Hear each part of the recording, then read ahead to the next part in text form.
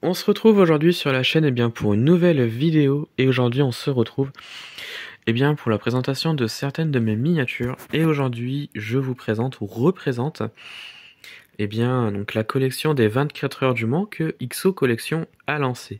Et comme vous pouvez voir, la collection avance plutôt bien puisque je crois que j'ai 16 miniatures, donc les 16 premiers numéros de la collection, avec ici la numéro 1 qui était la Toyota, voilà, qui a été suivi après par d'autres numéros, donc la Porsche, la Lancia juste ici, l'Alpine, la McLaren, etc., etc. Donc voilà. Alors c'est une collection qui a été lancée en 2023 donc par XO Collection, pas par Altaïa ni par Hachette, mais XO Collection. Ils l'ont lancé en même temps que les 24 heures du Mans qui ont eu lieu l'année dernière. Voilà. Ils ont lancé ça pour fêter donc les 100 ans de ces mythiques courses, donc des 24 heures du Mans. Voilà. Donc c'est une collection qui est prévue avec, je crois, 50 miniatures pour le moment. Alors, est-ce qu'ils vont la prolonger? Je ne sais pas, mais pour l'instant, 50 miniatures sont prévues. Donc il y en a déjà 16 ici, qui est quand même déjà plutôt correct. Donc avec vraiment pas mal de petites choses, comme vous pouvez le voir ici, notamment des voitures qui ont gagné donc les 24 heures du Mans, et d'autres non, mais qui sont tout aussi mythiques, j'ai envie de dire. Voilà. Et donc je vais vous les présenter un tout petit peu plus en détail. Voilà, donc on va commencer par la numéro 1, qui est donc celle-ci. Donc la Toyota TSO50 hybride, que vous voyez juste ici. Donc la numéro 1, elle est vraiment très très bien reproduite. Voilà. On a vraiment pas mal de petits détails. On a une boîte donc en plexiglas avec le socle. Voilà. Donc ça c'est la numéro 1 de la collection. Hop. Donc vraiment très très bien détaillé, hein, je trouve. Voilà. Donc ça, c'est la numéro 1. On va continuer donc avec la numéro 2, donc qui est celle-ci, donc la Porsche 911 RSR. Voilà. Hop, qui je trouve est magnifique. Donc là, celle-ci, elle est vraiment très mythique, je trouve. Avec ce rose. Enfin, ce rose. Oui, c'est rose, hein, mais... Elle est vraiment très très belle, je trouve.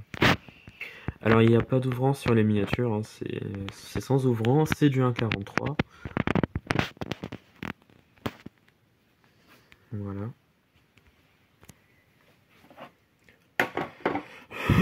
Ensuite, on continue donc avec la numéro 3, donc la Lancia Beta Monte Carlo Turbo. Voilà.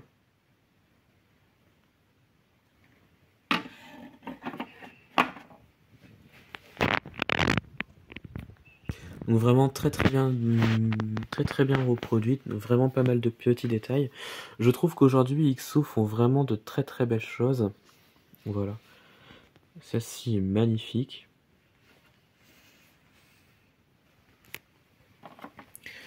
Ensuite, on continue donc avec la numéro 4, qui est celle-ci. Donc l'Alpine A470. Une miniature qui est vraiment très bien reproduite également. Voilà.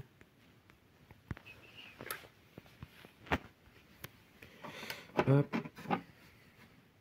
Voilà. Ils ont essayé de refaire pas mal de choses sur les miniatures et ça je trouve que c'est vraiment très très bien de leur part parce que voilà, les miniatures sont vraiment très très bien reproduites. C'est vrai que pendant un certain temps, les collections presse j'en faisais pas parce que c'était pas forcément très très beau, mais là, ouais, elles sont très très bien faites. Voilà. En même temps, je vais les ranger, hein, voilà, dans leur petit espace. Donc la Lancia. Voilà, comme ça en même temps, vous pouvez voir ma collection, mes étagères, que vous avez vu plusieurs fois. Voilà. Ensuite, la numéro 5,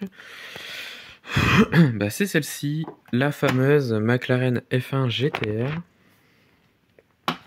Voilà. Donc là, on est vraiment sur une voiture des années 90. Hein. Voilà. Une voiture que j'adore en plus. Elle est vraiment très très bien reproduite, hein, clairement. Toc. Alors celle-ci, j'ai pas le souvenir qu'elle ait gagné les 24 heures du Mans, mais franchement, elle est vraiment très très bien reproduite.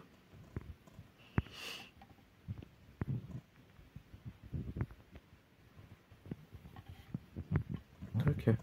Puis le fait qu'elle soit en plexiglas, enfin dans une boîte avec un plexiglas dessus, je trouve ça très très bien.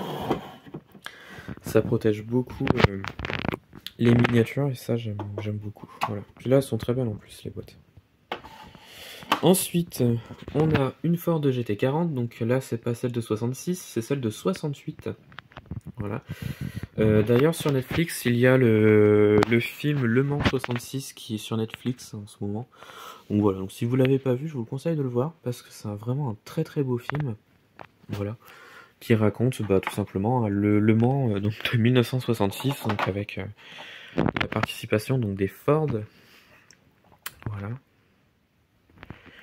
Et franchement, cette miniature-là est vraiment très très belle. J'en ai une autre d'ailleurs, je crois, que de chez Nos Rêves, ou un 43. Mais celle de XO, ouais, franchement, je la trouve vraiment très très belle d'ailleurs. Voilà.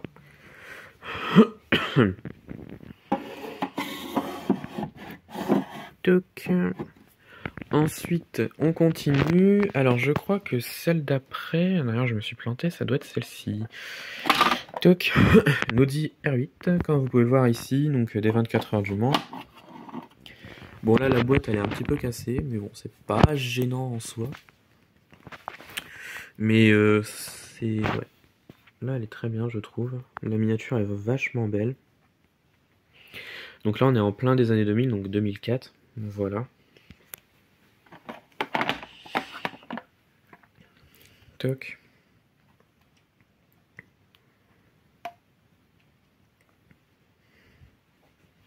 Voilà. Hop, à la suite.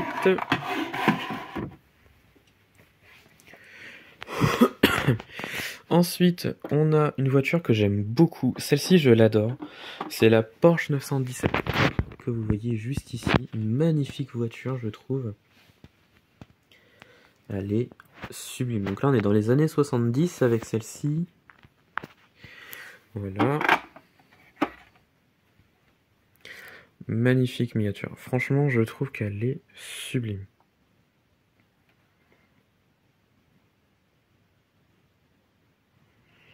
Bon, celle-ci, la boîte, elle est un peu sale, je trouve. C'est la seule, hein, franchement. Mais la miniature est sublime. Okay. Ensuite, on continue avec celle-ci, donc l'Alpine, encore une fois, une Alpine A442B. Donc là, on est pareil dans les années 70, 78 avec celle-ci. Celle-ci est vraiment magnifique, en jaune. Voilà. Elle est vraiment très très bien reproduite, je trouve.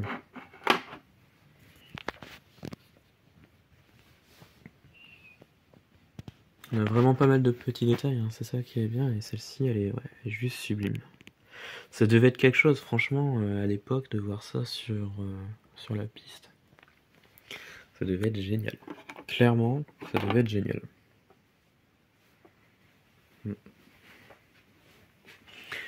Hop. Ensuite, on continue, un peu plus moderne cette fois-ci, donc dans les années 2000, avec la Peugeot 908 HDI. Voilà. Alors, celle-ci est vraiment très très bien reproduite, sauf il y a un endroit, je crois que c'est devant, je trouve que c'est un peu raté, et j'ai l'impression que c'est sur toutes les miniatures, sur toutes les modèles de celle-ci, c'est au niveau des feux à l'avant, juste au-dessus, c'est un peu raté. Ou alors c'est comme ça de base, mais bon, j'ai du mal à y croire, mais... c'est les seuls endroits où c'est voilà les phares à l'avant, c'est pas terrible, je trouve. Voilà. Mais sinon, la miniature est vraiment très très belle. Elle est bien reproduite. Voilà. Toc. Ensuite, on continue. Là, avec du vraiment un peu plus moderne que les autres. La Ford GT LM. Donc là, on est en 2016 avec celle-ci. Celle-ci, elle est vachement belle. Elle est vraiment magnifique. Elle est énorme déjà, mais elle est vachement belle, je trouve. Hop. Voilà. Là, on est vraiment sur une très très belle miniature, je trouve. Oh, excusez-moi, si ça a bougé un petit peu. Voilà. Je dis pas que c'est ma préférée, celle-ci, mais elle est vraiment très bien réussie. Franchement. Donc, oh, la suite. Ensuite, on continue avec cette fois-ci, eh bien, une Ferrari que vous voyez juste ici. Alors, Ferrari 275 LM. Voilà, c'est une miniature, celle-ci, que j'adore. Elle est vachement belle. Faut savoir que les Ferrari, pendant une grande période, ils ont beaucoup gagné les 24 heures du Mans. Alors, peut-être pas celle-ci, j'ai un doute, mais la plupart ont gagné. Je sais qu'en 65, c'est Ferrari qui avait gagné. Ouais, mais je ne sais plus quel pilote. Est-ce que c'était celle-ci? Je ne sais plus. Mais celle-ci est vachement belle, je trouve. Elle est magnifique. En même temps, vous allez me dire, c'est une Ferrari. Mais elle est vachement belle.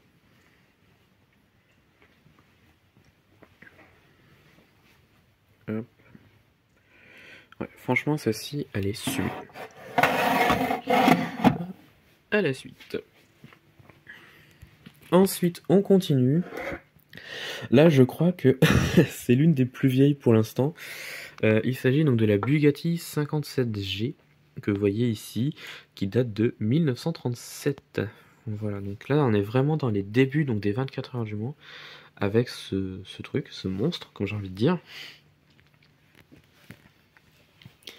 C'était quand même impressionnant quand même à l'époque de voir ce genre de choses et franchement je trouve qu'ils avaient pas peur de conduire avec ça à l'époque. C'est incroyable franchement. En même temps ça allait moins vite que les voitures des 24 heures du Mans aujourd'hui. Mais sinon ça reste quand même incroyable. Voilà. Hop. Ouais, celle-ci pour l'instant c'est ma préférée. Enfin, c'est l'une de mes préférées parce que dans la collection, pour l'instant, il y en a qui m'intéressent beaucoup. Et c'est vrai que celle-ci, elle me plaît énormément. Donc la Bugatti qui rejoint les autres. Voilà. Ensuite, on continue. Donc là, on est dans les années 70 avec celle-ci. Donc la BMW 3.5 litres CSL. Donc on est de 76 avec celle-ci. Donc on a une couleur verte qui est juste sublime dessus. Voilà. Une voiture qui, je trouve, est magnifique. Pour l'instant, ouais, celle-ci, c'est aussi l'une de mes préférées parce que déjà des BM dans ma collection, j'en ai pas énormément. Et celle-ci, j'ai envie de vous dire que bah, c'est l'une de mes préférées. Voilà. J'adore ces voitures-là en plus. Et la version, les 24 heures du Mans, je trouve qu'elle est vraiment magnifique. Voilà. Tac. Voilà. Ouais, ce qui est bien aussi avec cette collection presse de Dixo, c'est que voilà, il y a plusieurs voitures différentes, plusieurs groupes différents, donc voilà. Voilà. Et c'est vrai que celle-ci, elle est sublime. Donc, si vous aimez les BMW, je vous conseille de la prendre celle-ci parce que vraiment, moi je l'adore, clairement. Tac, voilà. Hop, arrangé.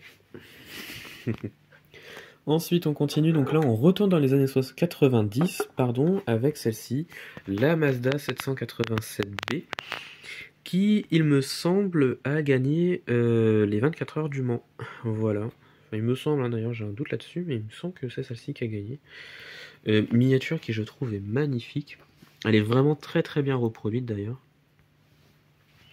Bon, elle a déjà existé dans plusieurs collections presse, hein, mais dans cette collection-là, je trouve qu'elle est vraiment très très bien. Donc voilà, le orange est juste sublime, et le vert également. D'ailleurs, il me semble que Mazda, après avoir gagné, ils ont fait une série spéciale sur la MX-5, avec les mêmes couleurs, donc le orange et le vert d'ailleurs. Il me semble que j'en avais déjà vu une en vrai, et franchement c'est magnifique. Ils avaient fait une série spéciale avec la Mazda MX-5. Il n'y avait pas eu beaucoup d'exemplaires, je crois, de la Mazda MX-5. Donc si je la retrouve, la photo, je vous la mettrai là. Sinon, bah voilà, il n'y aura rien. Voilà. Mais il me semble qu'ils avaient fait une Mazda MX-5 avec ces couleurs-là, pour justement, en gros, célébrer la victoire, hein, tout simplement, avec une série spéciale de la Mazda MX-5. Voilà, c'est à vérifier, je précise, c'est à vérifier. Et enfin, la dernière pour l'instant de cette collection que je possède, c'est celle-ci, la Jaguar XJ-R12, pareil, donc des années 90, qui également, je crois, a gagné les 24 heures du Mans. Alors peut-être pas celle-ci, mais je crois qu'elle a gagné. Voilà. Celle-ci, je la voulais absolument. Pourquoi? Je ne sais pas, mais je la voulais absolument. Je trouve que c'est une voiture qui est très mythique des 24 heures du Mans. On la connaît tous, hein, celle-ci, je pense. Le fait qu'elle soit violette et blanche, moi j'adore. Franchement, j'adore. C'est peut-être pour ça aussi que je la voulais. Voilà. Et ouais. Surtout qu'elle est mythique en plus. Donc voilà, donc la dernière pour l'instant que je possède. Les suivantes arriveront plus tard. Mais vraiment, celle-ci, elle est juste sublime. Toc. Et voilà pour la dernière que je possède. Toc. Donc voilà, et bien je vous ai présenté donc ça doit être les 16 premiers numéros donc de la collection des 24 heures du Mans que XO Collection a lancé. Voilà, c'est une collection qui, je crois, il y aura 50 exemplaires, donc différents. Voilà. Pour l'instant, je trouve qu'on a un très très bon début de collection avec vraiment pas mal de choses, de la plus récente à la plus ancienne, donc avec la Bugatti que vous voyez ici, voilà. Je crois que la prochaine donc, que je vais recevoir, c'est une Sauber, que je vous mettrai une photo. D'ailleurs, je devais la recevoir aujourd'hui, mais le problème, c'est que la maison de la presse l'a reçue, mais les boîtes, enfin la boîte de la miniature, elle est cassée. Donc, donc voilà, donc la maison de la presse m'a envoyé un message pour me dire, est-ce que vous voulez la changer? Est-ce que je peux la recommander? Donc voilà, donc j'ai dit oui, recommandez-la. Donc normalement, la semaine prochaine, je devrais recevoir une autre miniature, donc la même miniature mais avec la boîte intacte. Voilà. Donc pour l'instant je ne l'ai pas, mais la semaine prochaine je pense que je l'aurai. Donc voilà. Et bien ça va être la fin de cette vidéo. J'espère que cette vidéo vous a plu. Dites-moi si vous connaissiez l'existence de cette collection là. Alors si les boîtes se font label, ça va pas le faire. Ouais, par contre elle s'imbrique pas. On va laisser comme ça, voilà. Donc voilà, dites-moi en commentaire si vous connaissiez l'existence de cette collection-là, si vous avez quelques miniatures de cette collection-là, laquelle vous aimez pour l'instant parmi les 16 premières miniatures. Il va y avoir pas mal de choses qui vont arriver dans cette collection-là, notamment Chaparral, Ferrari, Alpine, Aston Martin, je crois, et plein d'autres choses, d'après ce que j'ai vu, d'autres Lancia également qui vont arriver. Donc on verra par la suite. Donc voilà. Et bien ça va être la fin de cette vidéo. Dites-moi en commentaire de ce que vous avez pensé donc de cette vidéo, si vous l'avez aimé. Et puis retrouvez-moi sur les réseaux sociaux et retrouvez-moi sur Instagram et Facebook, le compte Petite Voiture.